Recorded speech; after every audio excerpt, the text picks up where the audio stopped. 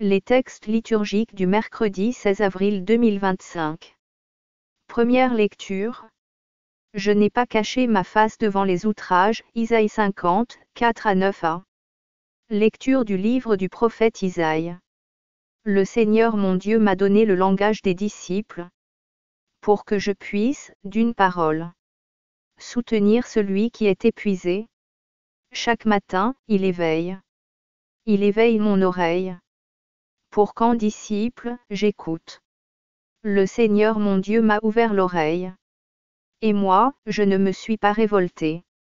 Je ne me suis pas dérobé. J'ai présenté mon dos à ceux qui me frappaient. Et mes joues à ceux qui m'arrachaient la barbe. Je n'ai pas caché ma face devant les outrages et les crachats. Le Seigneur mon Dieu vient à mon secours. C'est pourquoi je ne suis pas atteint par les outrages. C'est pourquoi j'ai rendu ma face dure comme pierre. Je sais que je ne serai pas confondu. Il est proche, celui qui me justifie.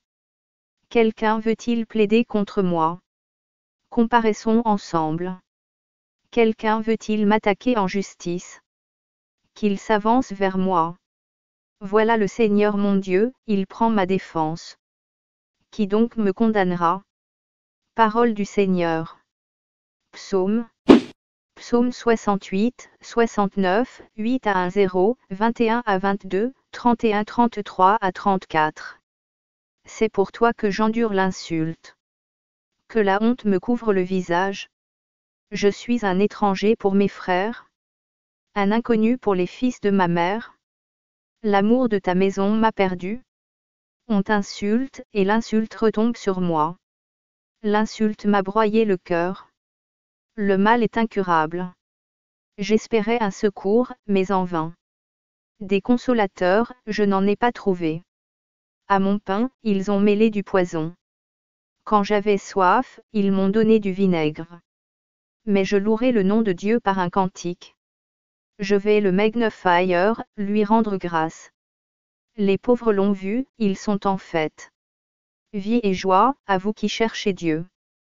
Car le Seigneur écoute les humbles. Il n'oublie pas les siens emprisonnés. Évangile.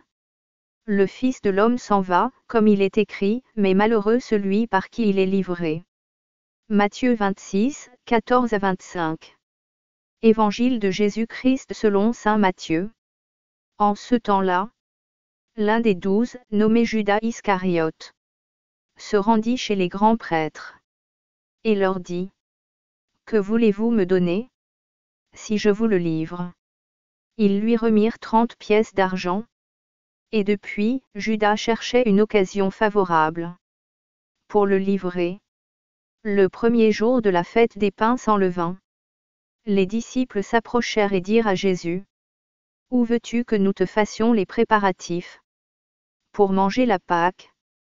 Il leur dit: Allez à la ville, chez un tel, et dites-lui: Le Maître te fait dire: Mon temps est proche.